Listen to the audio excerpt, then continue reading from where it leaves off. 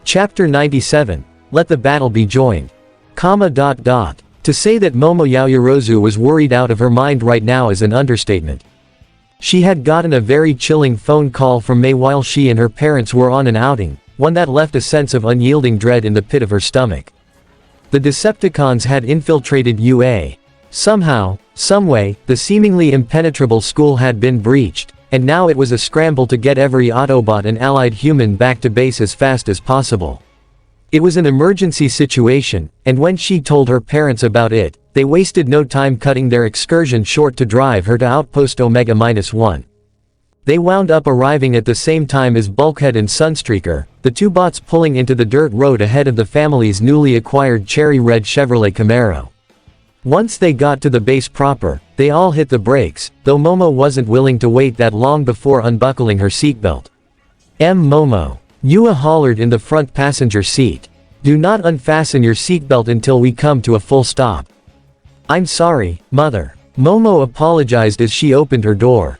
But this isn't the time. She hopped out and went into a straight sprint toward her friends, all while Yua implored her husband to stop the car. Momo. Taro hollered. Slow down. But his daughter didn't heed him, instead rushing over to Denki, Eijiro and Mina as they emerged from the two bots. Guys. Yao Momo. Mina shrieked, her voice filled with apprehension as she embraced her friend.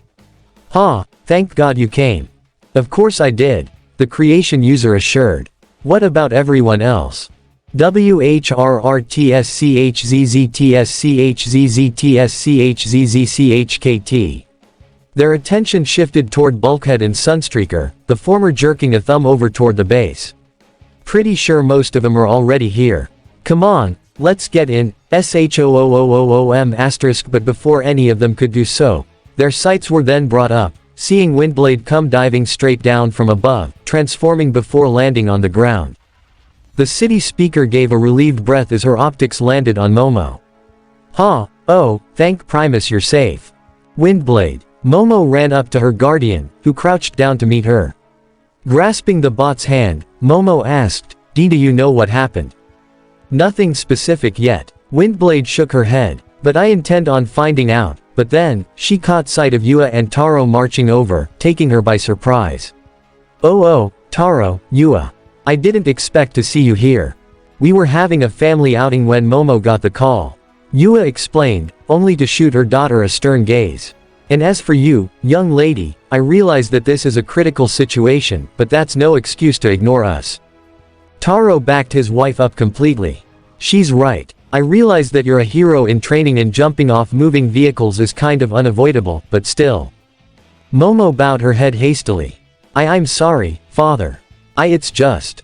I know. Taro came forward, placing an arm across his daughter's shoulders in a small embrace. I know what's happening right now is scary. But it's best to keep a calm head about you in times like these, URK. However, at that moment, his quirk decided to take over, his eyes changing to an energetic red. But once shit really hits the fan, then it's game on. And the Yaoyorozu family ain't about to take shit from any, conk***. Yua promptly knocked her husband over the head, leering at him with a warning.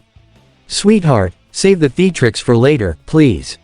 Sorry, honey. Taro rubbed his head, his eyes going back to normal. Despite the situation, the teens couldn't help but laugh a little at the couple's shenanigans, but that was forgotten almost immediately at the sound of an approaching siren. Their attention was diverted back to the forest path, where Strongarm came speeding down and screeched to a halt across the dirt. From there, Kata practically launched herself from the front seat as the cadet transformed, both of them sprinting toward the others. Everipni. Where's Tenya? She exclaimed. And Shoto. Kata added worriedly. He's not still at the school, right? Windblade raised her hand, signaling for them to calm down. Relax, you two. I'm sure the boys are fine. Optimus ordered all of the humans to evacuate back here, after all. Kata rubbed her neck awkwardly. Right, sorry. But still, what is even happening right now? This is insane. That, I'm less sure of. Windblade admitted, only for her audio receptors to perk up at the sound of approaching rotor blades. With everyone's sights shifting out toward the ocean, they saw Springer and Seaspray both approaching from that direction, the pair of wreckers transforming the moment they hit the shore. And, perched on Seaspray's shoulder, was Suyu. "Ha, does that make everybody?" "It should, yeah," Springer affirmed, he and Seaspray sharing a fist bump with Bulkhead. "Unless ya count those still at Sector 7, though I get the feelin' they'll be here soon." Seaspray's optics narrowed behind his visor. "So this is it," he gurgled out. "The Decepticons are finally making their big move." "Apparently so." Sunstreaker placed a hand on his helm. "Should have guessed this would be how they did it. UA's always been a big old target, but we never thought they'd actually go for it. Guess with it being out for the summer, it presented the perfect opportunity. That and the additional courses that Eraserhead's giving," Eijiro added. Denki pursed his lips, his eyes darting back to the base. "On that note, we should check in on everyone. I'm worried about him." "Hold on a second," Suyu piped up. "What about Jazz, Ribbit? Isn't he still not here?" However, that answer was given rather quickly. "He's already inside." The Autobots craned their heads down while the humans all turned to see Roller approaching them from the base, the Minicon leader wearing a solemn expression. He and Miss Fairburn were told to come to base directly through the ground bridge. "Roller!" Mina exclaimed. Is everybody alright?" "Well, yes." Placing a hand to his forehead, Roller grimaced as he stated, "But in terms of the situation, things are far from alright. All Might has been injured, so Miss Fairburn's working on healing him." Everyone collectively gasped at that. "Why, you're kiddin'," Eijiro shouted. "All Might was hurt. But no con's been able to touch him before." Denki stammered fearfully. "Who could have been powerful enough to do that? That's where things get bad." Roller set his sights up toward the big, green bot with a regretful gaze. "Bulkhead, it's the Constructicons." Bulkhead's jaw dropped in astonishment. No, you're kidding me." Kata furrowed her brow worriedly. "You know these guys, Bulkhead." "He does," Mina affirmed with a grim expression. "Apparently, they used to be friends, before Megatron reprogrammed them all for evil. They destroyed a place called Crystal City, on Cybertron, and since then, Bulk's had a vendetta against the con who caught them. And that's Blastwave." Her eyes darted up to her partner, setting a hand on his foot. "Bulk, what do we do about this?" "Hard to say," Bulkhead uttered. "I'm just trying to figure out how Scrapper and the others even managed to get into UA in the first place. And that leads me to the other issue and why Jazz was brought back to base ASAP." Roller continued, folding his hands behind his back. "The Constructicons were able to get in because they came via re-entry through Earth's atmosphere. They were sent a specific signal, thanks to Soundwave. All at once, a chill ran through every Autobot present, Windblade's optics widening in fear. Soundwave. Hold on, isn't he one of Megatron's top men?" Momo questioned. "Yes, and from what I hear, he's an expert on infiltration," Springer said. "But how the pit could he have gotten into UA unnoticed?" Roller winced, not wanting to answer the inquiry but knowing that he had to. "Well, he disguised himself as a boombox radio that Kyoka found in an alleyway yesterday." All at once, everyone's faces contorted in shocked surprise, with many jaws dropping at the revelation. "Yeah, as you can imagine, she isn't doing well." Momo felt herself trembling, her own emotions almost overwhelming her. But she kept herself standing firmly in place, her voice being the only part of her that shook when she said, where is she now?" The moment she came through the ground bridge, she ran straight into the deepest parts of the base. Izuku tried to get after her, but she locked herself in the storage room. Roller let out a sigh before explaining further. "That's why we asked Jazz to get here on the double. Because we knew that he'd probably be the best one to talk to her right now." With a determined stride, Momo went up to the Mini-Con, placing a hand on his arm. "Roller, please take me to her." There was no hesitation in his answer. "Of course. The rest of you should rejoin your friends inside, too. They're all waiting for you." But before anybody could get going, Eijiro raised a hand and said, hold it, I just remembered, wasn't Bakugo in the group Mr. Aizawa was teaching today?" Everyone paused at his point, only now remembering that. "Hey, yeah," Kata furrowed her brow, a familiar sense of irritation nagging in the back of her mind. "Don't tell me Baku breath got caught up in all that." "Yeah, Cha-kun." The group all yelped in astonishment as a massive blast suddenly shot out over the ocean, coming from the rocks down near the beach along with a blood-curdling scream.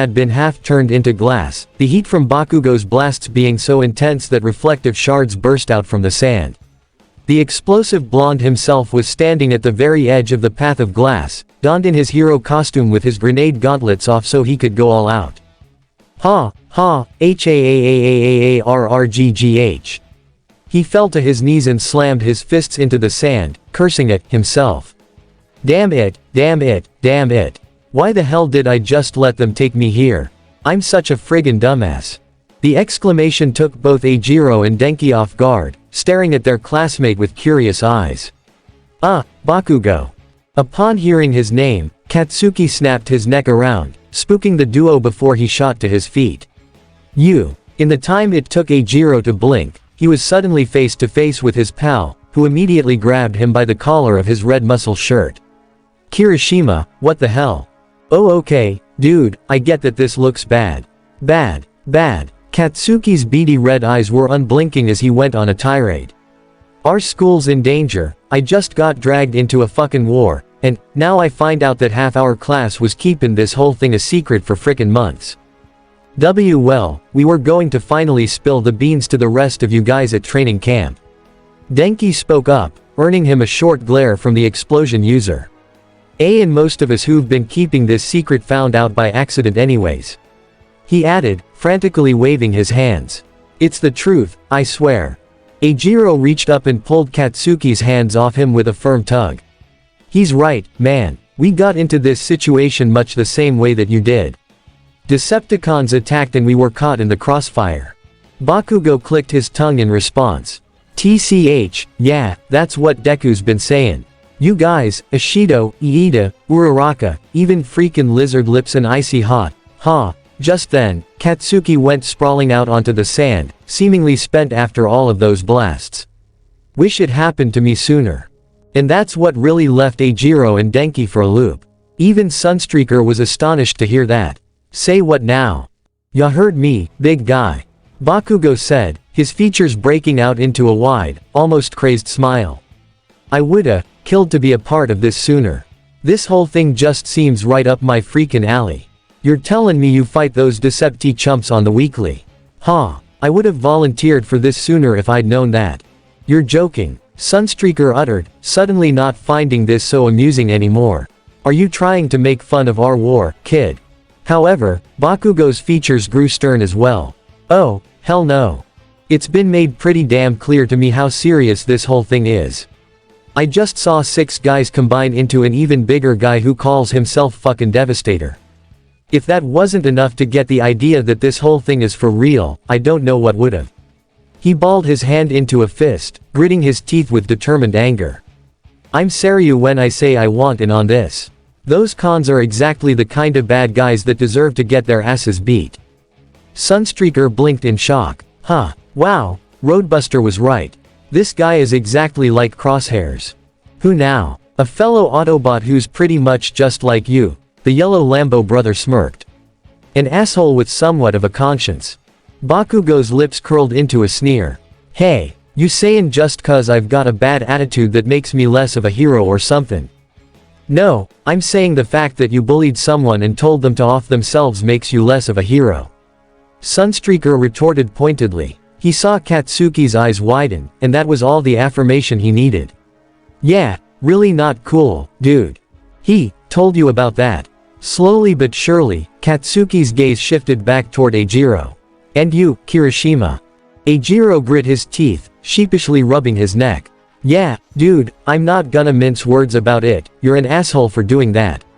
He took a deep breath and put on a stern expression as he approached. Listen, Midoriya is my friend. But I also consider you my friend. So I wanna get down to the bottom of this once and for all. Why have you been bullying Midoriya for this long?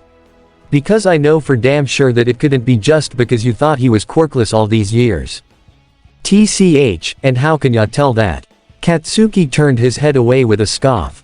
I don't have to explain myself to, Without any warning, Eijiro socked him right in the gut, grabbed him by the shoulder and then slammed him into the nearest rock.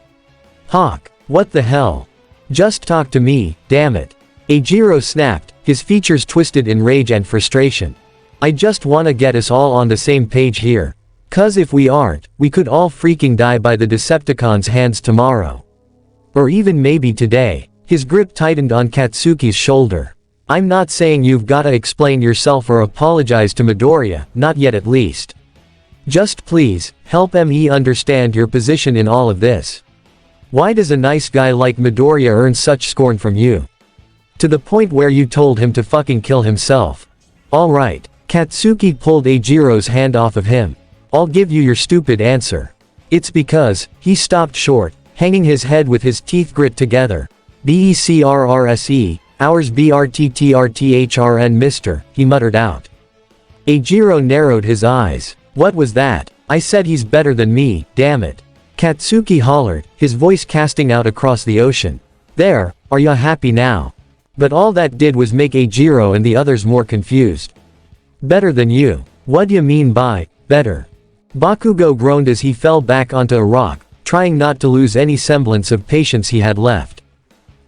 Listen up. He raised a finger and swiped it across everyone present. What I'm about to say does not leave this beach.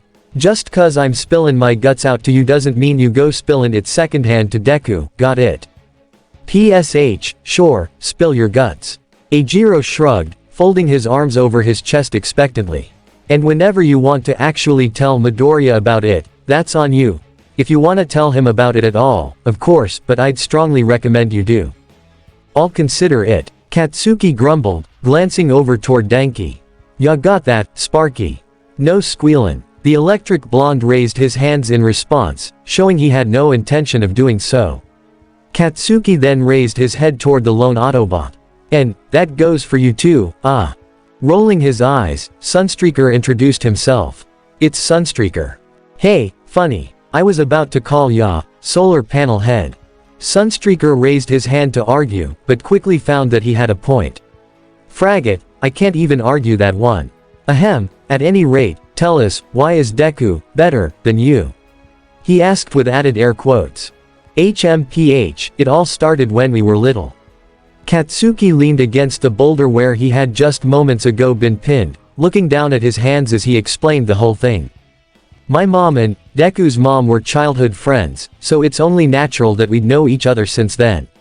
And, well, it didn't always used to be this way. He and we actually kinda got along for a while, as best as a couple 4-year-olds could, anyway. And we had one pretty big thing in common. We both idolized All Might. That part's easy to understand. Eijiro affirmed. But then what happened? Bakugo raised his hand, snapping his fingers to let off a small spark. I got my quirk, and he didn't.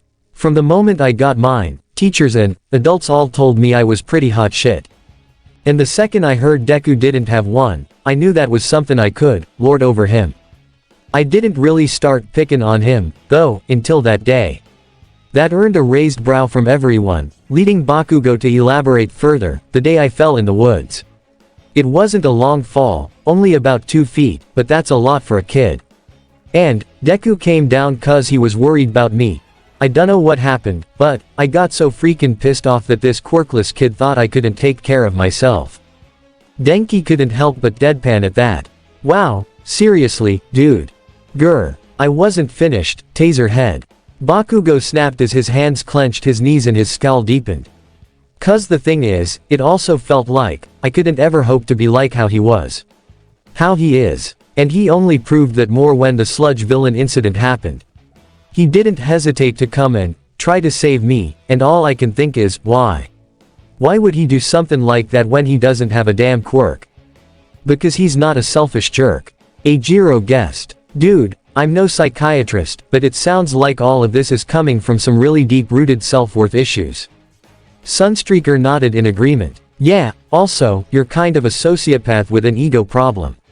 Out the corner of his optic, he saw Denki giving him an interrogative grimace. What? Rolling his eyes, Bakugo placed his hands behind his head. Great, thanks, you just told me what Mr. Hound Dog's been telling me for the past couple weeks. His eyes drifted up toward the sky as he let out a heavy sigh. I get it, I'm a goddamn asshole and I'm a hothead. Thing is, I can't just change that part of me. Eijiro Winston concurred. Yeah, I've heard people's quirks can really influence or even exaggerate parts of their personality, but that doesn't mean you shouldn't try to improve yourself, right? TCH, and what if I don't wanna improve, huh?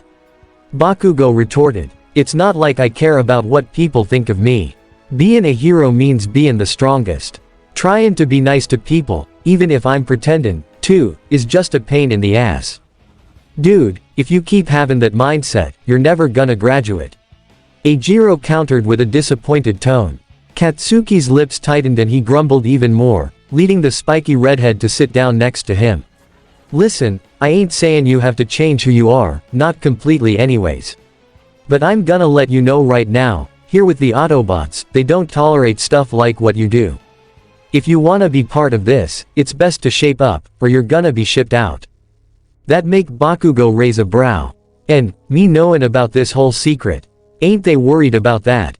Eijiro simply shrugged. Hey, if you try ratting us out to anyone in class, we'll all just play dumb. Simple as that. Plus, all the teachers already know the secret, so, you can probably guess how it'd go for you if you did try. Hey, you've got this all figured out. Katsuki stood up, placing his hands on his hips. Guess that means, I've gotta play ball with the others. Yeah, and they ain't exactly your biggest fans. Denki remarked. Coulda guessed that. Bakugo brushed off. Scale bellies parta, this group, after all. This is gonna be a pain, but if it means kickin' con tailpipe, then I'll try and play nice. Eijiro smiled and sighed, standing up as well. Guess there's no better answer than that when it comes to you, Bakugo. One more thing, though, I said this earlier, but you really should consider talking to Midoriya about what you're going through.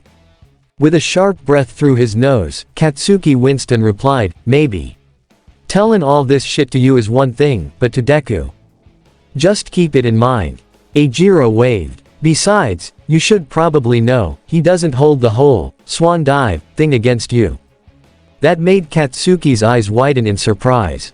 I mean, with all of the other stuff we've been going through, it's kinda become a moot point for him. There's more important things going on than worrying about crap from a year ago. Not that I'm downplaying what you did, but, you still might wanna apologize for it. He nudged his head toward the base. Now come on, the others are waiting. Yeah, sure. As Eijiro and Denki took the lead, Katsuki resigned himself toward the back, his thoughts going a mile a minute as he processed everything. Deku, where the hell do you get this strength? He looked down at his palms in contemplation. And after everything I've done, how can I achieve that kind of strength? Yo, kid, Sunstreaker piped up, knocking Katsuki out of his thoughts. Come on, the time for thinking's over. I hope you're ready, because we're probably about to be dragged into something big.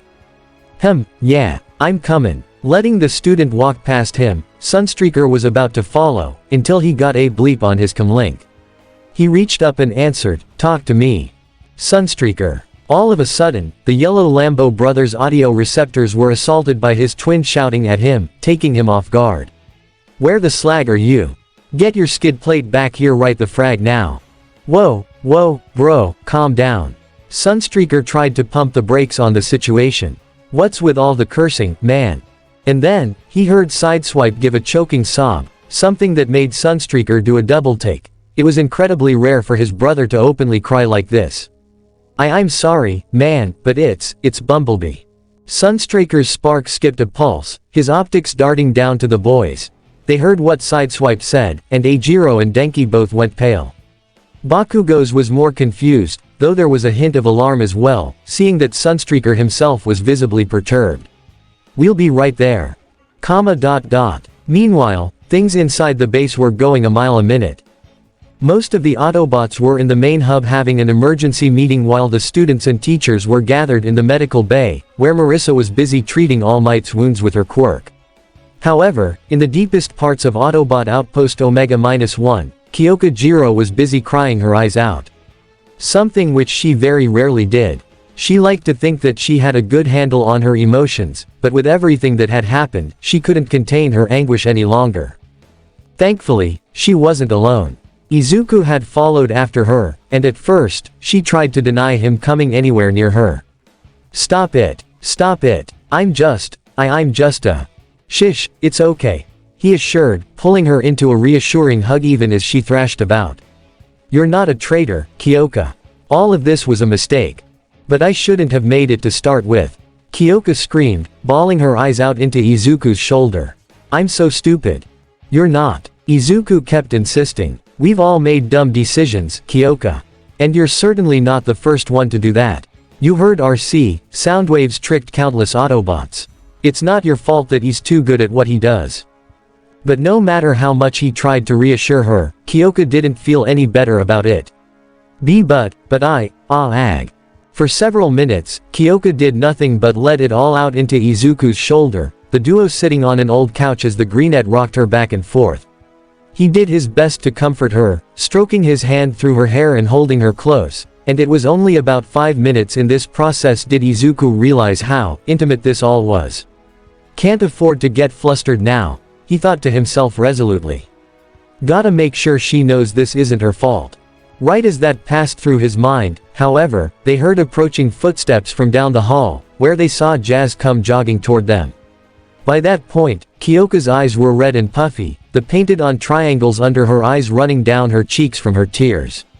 The sight was enough to give Jazz pause, but not for more than a second. Yo. Jazz, Kyoka croaked out. Red gave me the 411. The lieutenant said, strolling up to the two before doing a quick breakdance move into a cross-legged sitting position. He leaned forward so that his face was directly in front of theirs. Heard ya had a slag-tastic day. Wiping her tears away as best she could, Kyoka sniffled and replied, you don't know the half of it. Do you know how it feels? Being the whole reason your school was compromised. Hey, let's not get into that kinda talk. Okay. Jazz tapped the side of his helm. Saying that over and over again is only gonna poison your mind. He reached down and gently rubbed her head. I know you've probably already heard this 1,000 times, but Soundwave. He's one of the ones who wronged the book on being a Decepticon. And, true to form, ya got deceived. Exactly. Which means it's my responsibility. Jazz nodded in agreement. Right, but not in the way you think. If anything, that only made Kyoka more confused, to which the Autobot elaborated. What you did was a mistake, Kyoka. But beating yourself up over it ain't gonna do you any good. But what you can do, is help correct that mistake. He moved his hand down to her shoulder. Listen, if there's one thing you and I can agree with now, it's that Soundwave is, pardon my French, a big ol' sack of shit. Much to Izuku's relief, his joke managed to elicit a laugh from the girl, even if she did her best to stifle it. SNRRT, ha ha ha. Ha, yeah, no, I definitely agree with that. Then let's you and me give him exactly what's coming to him. Yeah, Jazz pulled his hand back into a closed fist. We'll show, I am what real sound and fury's like. Taking a deep break, Kyoka steeled herself and reciprocated the fist bump. Yeah, let's do it.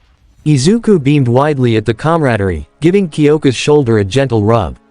You feeling better now, I'm guessing. Yeah, a little, thanks for being there for me, Green Bean. And I always will be. Izuku smiled back, his eyes locking onto hers.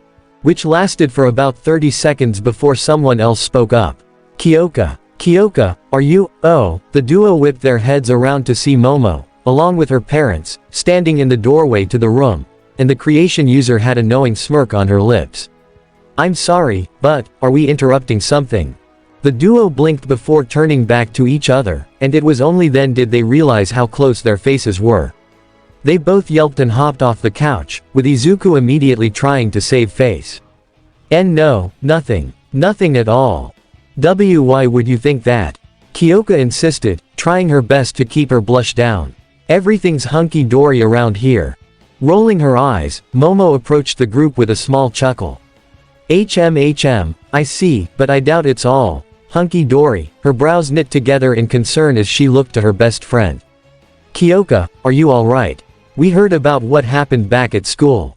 Huh, yeah, that bastard, Soundwave, really threw a wrench into everything today. Kyoka grumbled, only to ball her fist in determination. But we're gonna get back at him. And that's a promise. Well, that's good to hear. Taro piped up, walking into the room with Yua by his side. Good to see that you're not going to take this lying down. Mr. and Mrs. Yaoyorozu. Izuku tilted his head. What brings you here? Yua bowed her head as she answered, we were with Momo on an outing when she got the call. Needless to say, we dropped everything and came straight here when we heard the news. Her features softened with worry. Are you children alright? I'm sure you've both been through quite a lot with all of this. With a deep sigh, Kyoka did her best to try and seem okay. Yeah, we're fine, for the most part. She glanced off to the side. Though I get the feeling that we're about to see the Autobots get in it deep this time. Jazz all but confirmed that. Ain't no avoidin' it. With Soundwave and his crew here, we're bound to get into some heavy scrap. He raised a determined fist. But I swear, we're gonna pull it off. We're not gonna let this world fall to the cons, and that's a promise. What concerns me the most, though, is the fact that Soundwave managed to get all of that data from UA's servers. Izuku pointed out, placing a thoughtful hand to his chin. And now that he has it, how long do you think it'll take for him to use it? No one could be sure of that answer, the group remaining in relative silence, until *BWAAAAM *BWAAAAM *BWAAAAM. Their heads jerked up in surprise as the base's alarm system started going off, taking them by surprise. What's happening now? Yua shouted, placing her hands over her ears as she drew near her husband. Taro held her close as he asked, are we under attack? Nah, the cons wouldn't be able to find us that fast. Jazz denied, his optics drifting out to the hallway. However, the moment he peered out, he sincerely wished he hadn't. His mouth fell open as he saw that Prime had returned, and he was rushing straight toward the medical bay with a certain motionless bot in his arms. Optimus didn't even seem to notice him as he went by, leaving Jazz stunned. Oh, hell no. Was that Optimus? Izuku exclaimed. What's the matter? Despite his hesitancy, Jazz knew that he couldn't avoid answering the one-for-all user. "We gotta go." He knelt down with a hardened expression. "Izuku, it's B." And just like that, he saw all of the color drain from Izuku, Kyoka and Momo's faces. Izuku in particular felt completely numb all at once. "No, no, no, no, please no." Without even thinking, the boy went into full cowling and blasted off down the hall, leaving the others behind with a blast of wind. "Izuku!" Kyoka screamed, sprinting after him as fast as she could while other Autobots clamored through the halls. "Wait for us. Ha, you really shouldn't have underestimated your enemy, sir." Marissa chastised the number one hero, using her quirk to heal his wounds. "Gah, I know," All Might said, with many parts of his body feeling numb as Marissa's healing quirk did its job. "I swear, though, I won't make the same mistake again." He lifted his head up, his sights going out toward the 1A and 1B students throughout the medical bay. "But what about all of you? Are you kids doing all right?" "As all right as we can be, All Might," Ochako replied with uncertainty, hugging her arms around herself for comfort. "I'm just worried about Kyoka right now." "Indeed," Tenya affirmed. "Heaven knows she must feel awful about this." But it wasn't her fault." Setsuna insisted. "She didn't know that Boombox was a con." Reaching out, Abara placed a hand on her friend's shoulder. "And we all realize that, Setsuna, but guilt can come in many forms, including secondhand." Midnight nodded in agreement, reaching out to place a hand on Setsuna's shoulder. "I'm afraid she's right. When it comes to a traumatic event that you're responsible for, even if only partially, it can weigh heavy on your conscience. It's up to Kyoka herself to overcome this hurdle, and it won't be easy." She set her gaze out towards the rest of the students. "Which is why we're counting on you all to lend her your support. And there's no doubt we'll do just that, Miss Midnight," Itsuka vowed, placing a hand on her chest. "Class A and Class B might not all be on the same page, but we're all going to UA to become heroes. We'll lend our support in any way we can." Tenya gave his fellow class rep a grateful bow. "I appreciate your kind words, Kendo. We are certainly glad to have you by our side." Tetsu smacked his fist into his palm. "Hell yeah. And we'll make sure that any con who even tries to step foot in UA will instantly regret it." Off to the side, Smintos, Snipe and Aizawa shared an uncertain glance. About that, Aizawa spoke up, bringing their attention to him. "Given Soundwave's additional objective of downloading UA's server information, it's only rational that things will be getting much more dangerous for you all going forward." He furrowed his brow seriously. "To be blunt about it, this could result in the entire curriculum being compromised. Students, parents, teachers and even extended families could all be in danger because of this." Everyone became visibly stunned by the news. "No way," Mina whimpered, placing a hand over her mouth. "And you don't have any contingency plans to stop this?" Keita exclaimed. "We do, and it's called closing UA. Hi," Snipe revealed, eliciting an audible gasp throughout the entire room. "Not permanently, mind you. Just long enough fair as to make sure that all of our families are safe and sound." Shoto's expression became grim upon hearing that.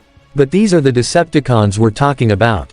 The only way you'd even begin to try and guarantee their safety is by having an Autobot with every single family around the clock, and that isn't feasible." "Hold on a second," Sue placed a finger on her chin thoughtfully. "What are the actual chances that a Decepticon would target every student in UA? As much as I don't want to discredit any of the students in classes C through H, the ones who the cons would more likely go after are the ones in the hero course." "Very true," Cementos concurred. "Those in general studies and the business course would likely be untargeted, though there may be a higher chance of support course students being zeroed in on, given that they supply us with gear." "Gah, even so," All Might uttered from his bed. "It's unwise to let half of the student body unprotected. The Decepticons have really thrown a wrench into everything. I don't know what we could do, outside of beating them so bad that they get too scared to do anything to us." Tetsu cracked his neck eagerly. "Hey, I'm not opposed to that. I say we go back to UA and overwhelm them with sheer numbers." Ochako, however, advised heavily against that. Tetsu, I think you're forgetting the fact that they have a giant green insurance policy." She screamed in his face, taking him aback. "And they call him Devastator." I mean, yeah, sure that's a problem, but don't we know a hero who can also grow to giant size? The metal user pointed out. Wait, yeah, Kata smacked her head in realization. Mount. Lady could probably take him on no problem. She's beaten bad guys her own size plenty of times. Midnight didn't seem the biggest fan of the idea. While I agree that MT. Lady could provide some assistance, I must remind you that she's also lacks a considerable amount of armor compared to Devastator. Plus, he has built-in weapons and she doesn't. Plus, she'd more or less just distract the rest of you from the fight itself with her wily ways and just admit you're jealous of her so we can move on. Aizawa interrupted brazenly. And from there, the facade fell. I am not jealous. That hussy just has absolutely no clue how to restrain herself.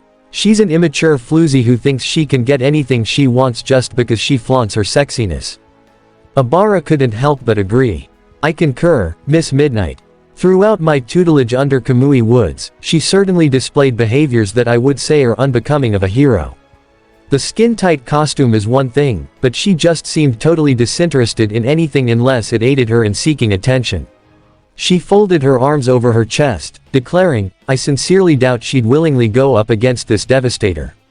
Unless worse comes to worse, that is. *BWAAAAM *BWAAAAM *BWAAAM. All at once, everyone was startled by the basie's alarms, the whole room bashed in flashing red lights. What the, I was kidding. Abara screamed. What is happening? All Might uttered, Marissa allowing him to sit up. We aren't being attacked, are we? The cons have no idea where this base is. Shoto shook his head. This has to be for some other, wait. His ears perked up when a different sound came from down the hallway, heavy footfalls approaching at rapid speed.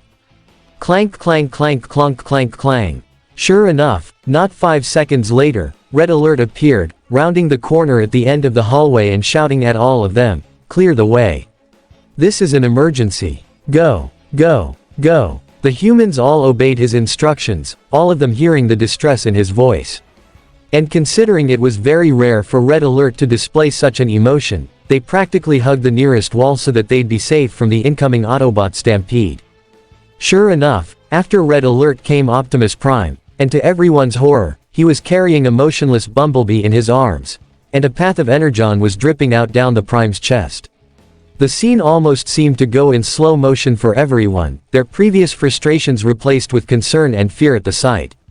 Once Optimus ran by, RC, Eraser, Sideswipe and Flare-Up followed after, with Strongarm and the others bringing up the rear. Ochako uttered. Oh god, no. Midnight brought a trembling hand up over her lips, unable to comprehend what she was seeing. Bumblebee. Optimus wasted no time putting Bumblebee up on the medical lift, and that's when they finally saw the true extent of the damage. He was bisected across his midsection, and his chest has been left concaved. A collective gasp echoed throughout the room, with many mouths left agape in horror. Somebody get signal flare here, now. Optimus bellowed out. We need his spark to remain stable. May's already working on it, sir. Red Alert asserted, placing his hand on Prime's chest. Right now, you need to let me work. Please, Red, do whatever you need to, just keep him alive. RC desperately implored. I'll do what I can, Red said, inspecting the excessive damage to the young scout. But I'll be honest, I'm just surprised he's still alive at all. Usually this damage is far too extensive, even for stasis lock.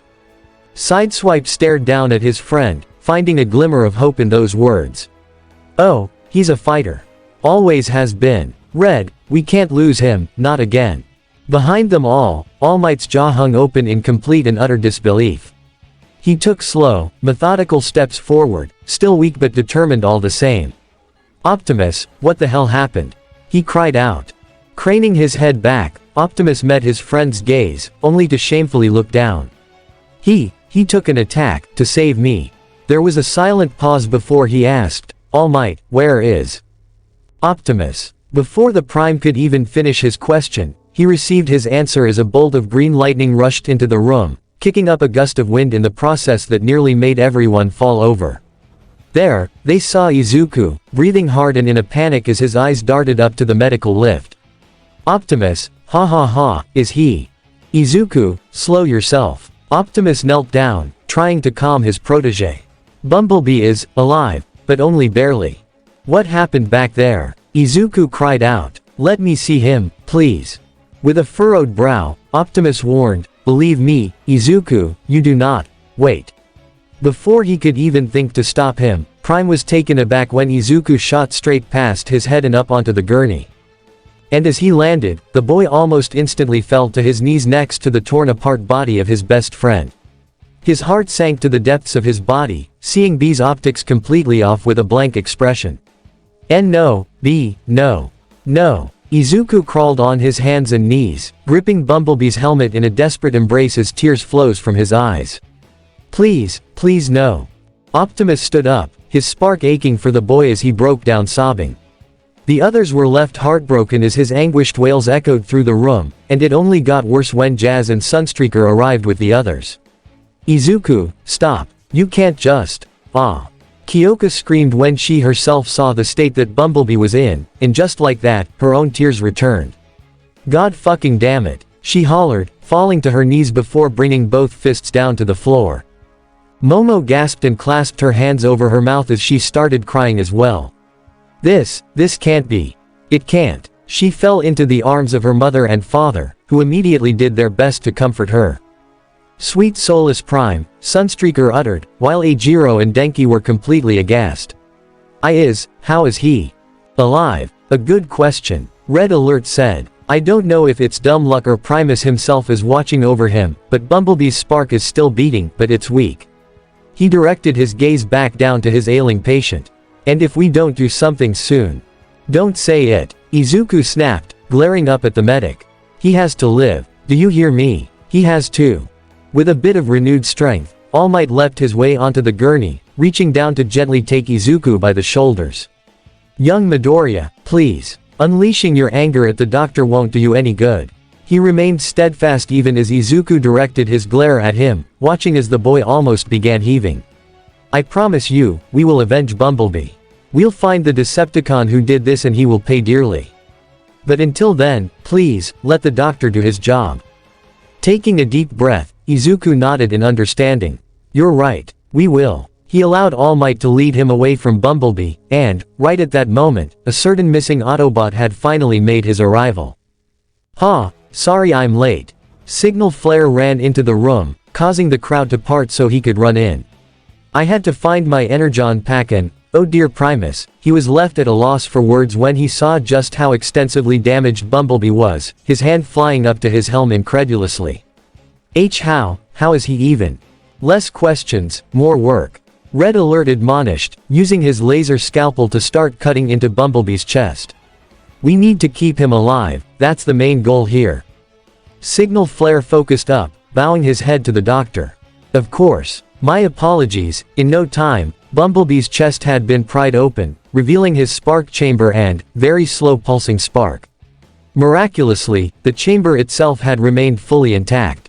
He's one lucky bot, Signal Flare remarked as he began beaming Energon straight into Bumblebee's chest, increasing his spark rate in the process.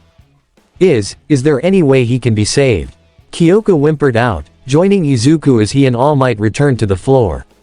There is. A new voice piped up from behind, beckoning everyone to look back and see Mei trepidatiously entering the room. She herself seemed to have just gotten done doing a lot of crying herself, considering how red and puffy her eyes were. However, her fists were also tightly clenched in determination, pumping them up as she stared at her partner. And you know exactly what that is, Red. Red Alert's lips tightened, glancing between her and Bumblebee in thought before concluding, yes, there is. And it's the only way. Sideswipe, you really lucked out on us this morning. When he heard that, it didn't take long for the Red Lambo twin to put two and two together. Oh yeah, we have that. He rushed out the room, patting his brother on the shoulder as he went. Come on, bro, help me out with something. Okay. Sunstreaker agreed perplexedly. What? RC scratched her helm. Red, what are you all talking about? Be patient, RC. Red asserted. Everything will be made clear soon enough. True to his word, they didn't have to wait long for an answer as the twins came back just a few moments later, carrying in the recovered stasis pod. Everyone was left stunned by what they saw, though a few were still somewhat confounded. Pardon me, but what is that? Yua voiced. Optimus reached down, opening the hatch once the twins set the pod down. This is a stasis pod, and once the hatch was up, the protoform inside was revealed. With a blank protoform. A blank protoform. Jazz repeated, only to then realize what was probably about to happen. Oh. Then you plan on doing that with B. Izuku's features hardened as he demanded an answer. Do what with B? What are you guys talking about that we don't know? Izuku, having a protoform without a spark means that Bumblebee has a shot at living. RC said with a hopeful yet apprehensive tone. Only, on Cybertron, it's seen as taboo to use the body of an unborn Cybertronian to save that of another. Midnight furrowed her brows at that. I can understand why. If you image that to human standards, it'd be just as disturbing, if not more so. She heard a round of agreements muttered throughout the crowd, only to then point out. However, if it's our best chance at saving Bumblebee, wouldn't it be worth it? There was no hesitancy in Red Alert's answer. Of course it would. However, there's still much we need to do to prepare. We need to get the stasis pod operational for one thing. He nodded toward Signal Flare. You can keep B stable for a while, right? Yes, get that pod up and running. Signal Flare affirmed. Once it's all set, we can transfer his spark into the protoform, and then we'll need to find someplace to store his old body. Okay, now that's morbid as shit. Everyone's sights darted around at the sudden comment, only to see that it was Bakugo who made it. But if it's the best shot at getting the bug back online, then I say go for it. Kachan. Izuku turned toward his longtime bully, marching up to him with a narrowed gaze. What's with the sudden concern? With a slight scoff, Katsuki gave a shrug. Listen, Deku, you and I know there's a lot of unsettled shit between us. But after all the crap that's happened to us today, I realized that you've got a point. Hearing that made Izuku's eyes widen, all while Bakugo raised a determined fist. This is war, right? And that means it's time for the kid gloves to come off. Izuku was still a bit wary, though. You want in on this? Just like that. Hey, those bastards have our school in their sights. Like hell I'm gonna let 'em take our chances at being real heroes away. Raising his head toward the crowd, he called out to the Autobots, as well as his teachers and peers, hey. I bet a lot of ya can't stand the sight of me. Quite the understatement, Keita snarled. And I get that, Bakugo snapped back. But with what's going on, it's safe to say that you guys need all the help you can get. I might be a hothead, but I'm smart enough to know who the good guys are here, so if you'd give me a chance, I'll try not to disappoint.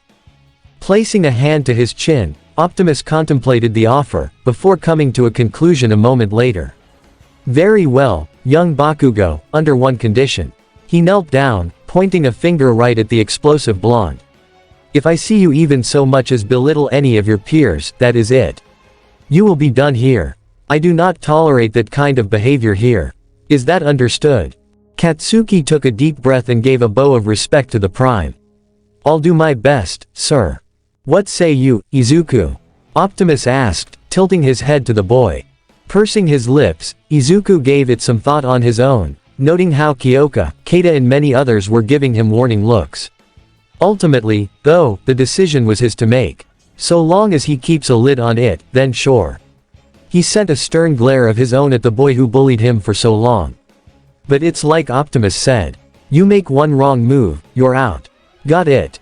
Got it. Katsuki practically had to bite his tongue to make sure he didn't explode in that moment, but it was all worth it in the end. HMPH, so, who did this to the little yellow guy anyway? I was about to ask the same thing, actually. Izuku concurred, craning his head back up to Optimus. Prime, please, tell us. Optimus' features hardened and his fists tightened at his sides, trying to keep his own emotions in check. It was Unacronis. He did this. Unacronis. Tenya clenched his jaw, his face twitching as his voice cracked in anguish. The Decepticon general, he did this to Bumblebee. That bastard. Keita hollered, suddenly bringing out her Ankylosaurus tail to smash a nearby pile of scrap. Her sentiment was shared across the entire group. He brutalized him. Sue uttered, still trying to come to terms with everything. Why? What did he do to deserve this?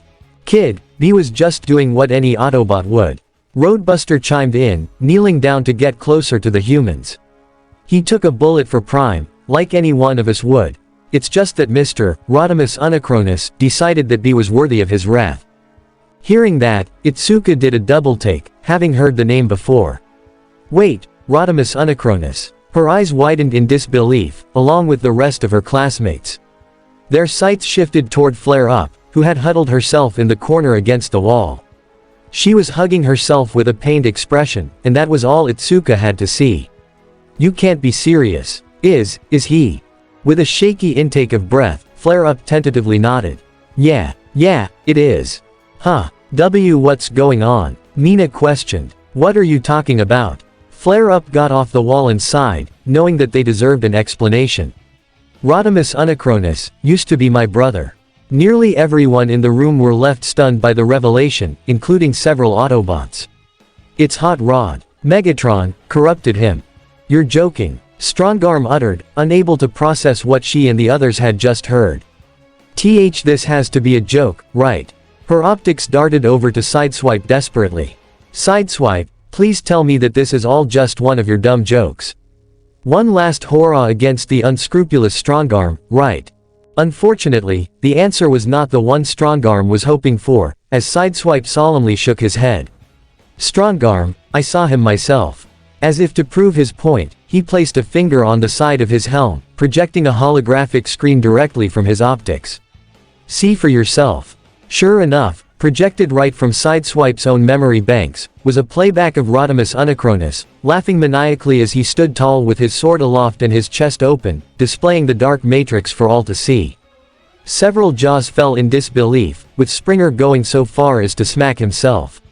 No slaggin' way, Hot Rod. No question about it, Springs. Bulkhead confirmed, resisting the urge to hit something. That's him, dark and twisted like some sorta nightmare. And now hold on a second. Kata called out from below. Back it up for a second here. Who the heck is Hot Rod? And on top of that, why is this such a big deal? She placed her hands on her hips, eyeing her own guardian for answers. Grim, could ya maybe enlighten us a bit here, please? The Dinobot cleared his vocal processor, realizing the error. Ah, right, most of you kids probably haven't heard of him before now. Grimlock craned his head over to Flare Up. That said, I'm far and away the last bot who can do Hot Rod justice. With a nod of understanding, Flare Up did the same thing as Sideswipe, placing a finger to her helm to display a life-size projection of the same mad bot who had torn Bumblebee in two. Only in hers, he shared her color scheme of red and yellow with orange accents, and his face was devoid of any sort of mustache or goatee. This is my brother, she stated with a wavering voice. Hot Rod. A bot so loved that even Decepticons hesitated to shoot at him on the battlefield. And those that did, well, he showed him why ya didn't mess with him. Many went so far as to herald him as a chosen one. Optimus continued, saying that he was destined to take up the mantle of Prime once my time was over. And to be completely honest, I would not argue against that. Whoa, he was that much of a great guy? Ajiro asked. Sounds almost like he was some sort of saint. Denki remarked. Deactivating her projection, Flare Up chortled a little. He was no religious bot, but he certainly believed in standing up for those in need. She set her gaze over toward Bumblebee. And that extended to him as well. So much so that, Hot Rod sacrificed himself to save Bumblebee from an Insecticon swarm. Momo, who had managed to compose herself, was left perplexed by that. Wait, so, then how is he even here? PFF'd. We're not gonna believe this, kid. Roadbuster chuffed. So turns out, Megatron's an even lower breed of scum than even we all thought. Apparently, he managed to salvage Hot Rod's body before the Insecticons could devour him. Jetfire explained, his arms folded over his chest. And once he found the Matrix of Chaos, all he had to do was slot it into his chest and boom. One revived and corrupted pawn for him to use against us. It was no coincidence that, after that incident, the tide started to turn in the Decepticons' favor. Because they had one of our own on their side. However, that just raised even further questions. And what exactly is this Matrix of Chaos, Ribbit? Suyu pressed. Is it, like the Matrix of Leadership? Tenya inquired. Optimus nodded, placing a hand over his chest. Yes, but it is a dark, twisted version of what our creator, Primus, brought forth. It is instead something that was created by Unacron, the Chaos Bringer, in one final attempt to try and seize victory over the Primes of old, and it was thought to only be a legend until now. With a deep intake, the Prime set his gaze out toward his human allies. And so, there you have it. Everything we know up until this point. Izuku blinked, his eyes wide as he let that sink in. He kept his head low and his fists clenched at his sides, his body trembling all the while. So you're telling me, that the guy who did that to Bumblebee, he thrust a finger over to his dilapidated friend for emphasis, is the same guy who was essentially Bee's mentor? A round of nods circled across the room, and Izuku let out a blood-curdling scream as he smashed his fist into the wall.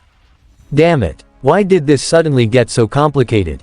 Huh, Ochako tilted her head. Deku, what do you mean? He means it's not as simple as wrecking this con. Kyoka clarified, giving her best friend a soft grin. 'Cause now, Izuku's probably gonna wanna try to uncorrupt him. Aren't ya, celery stick? Yes, and it's a little irritating. Izuku belted out. I would have been fine with just beating up Soundwave, he's already given me more than enough reason to. He didn't notice, but Kyoka couldn't help the slight blush at his comment. But now, yeah, I wanna find a way to free Hot Rod. Beneath his faceplate, Optimus smiled. Well, that's good, because there is a way.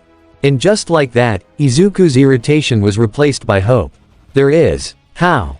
To answer his question, Optimus' chest opened up, followed by the annex within to reveal the matrix of leadership itself. Across the room, everyone marveled at the ancient, glowing object, while Prime stated, by using the Chaos Matrix's counterpart. But first, we must remove the dark vessel from Unacronis, and then, we can purge the corruption from him. Well, ain't that handy? Snipe commented. Only, how do ya figure we pull that off? It's not like he's just gonna be right out in the open Ferris to try this lil trick. Actually, we won't have to worry about that. Grimlock chimed in. That's been conveniently taken care of already. His voice took a serious shift as he explained, because the cons have just launched a full-scale assault on a city in the United States. All at once, everyone's heads snapped up incredulously, only for Mei to interject. Yeah, I was about to say, I just got this notification a few minutes ago. She showed her phone off to the students and teachers. Apparently there's some dude named Ulktar, saying he's the commander of the Decepticons and they've currently got a huge warship floating above Mission City, Nevada. Say what? Aizawa whipped his head up to Optimus incredulously. And you've only chosen to tell us about this now. I apologize, but there were more pressing matters to attend to before that. Optimus gestured toward Bumblebee for emphasis. And the Decepticons are not outright attacking the city yet. They have given the citizens 1 hour to evacuate, before they level the entire thing to uncover a hidden cache of energon. Mei winced at that, scrolling through her phone to show pictures of freakish mutants and soldiers running rampant across the city. Maybe, but that's not stopping a bunch of villains from doing their best to stop every hero that comes their way. I'm also pretty sure these guys in suits are MECH agents, too. That made Taro click his tongue in annoyance. Great, so that Silas Person has decided to further his alliance with the Decepticons, URK. Once again, his eyes flashed red as an eager smile plastered itself across his face. Ahahaha, excellent. I was hoping to test my might against him again. All Might, however, grimaced at the news. They only gave the city an hour. That is not enough time to evacuate.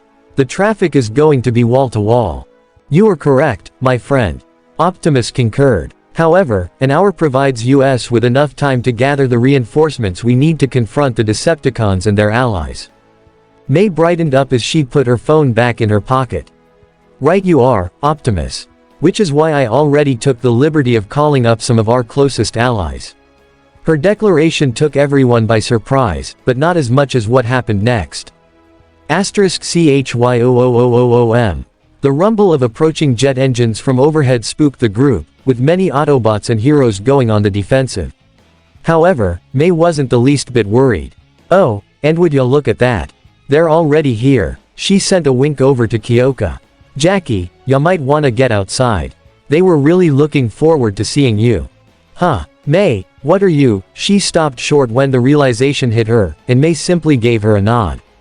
Just like that, Kyoko went into a full sprint out the room, ignoring the calls for her to wait up from her friends. Because if this was who she thought it was, she could not afford to stop. She had to see them for herself. And sure enough, the moment she got outside, there it was. A VTOL helicopter that had just landed, and with its rear hatch opened up, with the G.I. Joe emblem emblazoned across its wings. And, filing out one by one, came Jinx, Budo, Kamakura, Tiger Claw, Quick Kick, and of course, Snake Eyes. The silent ninja was the first one to spot her, and he sent her a saluting wave, making her smile from ear to ear. Huh, now we're talking. And this is the end of S02 part 49 of this What If. Do not forget to leave a comment down below, subscribe to this channel.